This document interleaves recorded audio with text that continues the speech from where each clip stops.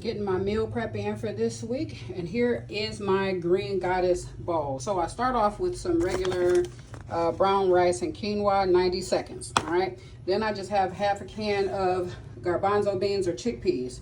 Then in this layer I just go ahead and add my broccoli. At the almost final to last layer I add some spinach and some green onions. The final stage I'm going to have a few slices of avocado and some green goddess dressing. And there you have it, folks. Meal prep.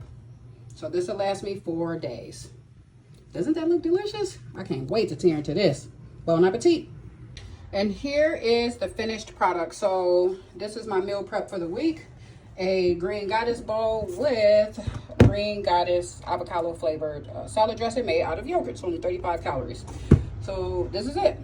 And this white stuff on top is just garlic powder and onion powder. And I will taste it. And if I need a little bit of salt, I'll add it. But it's actually pretty good right now without it. Bon appetit.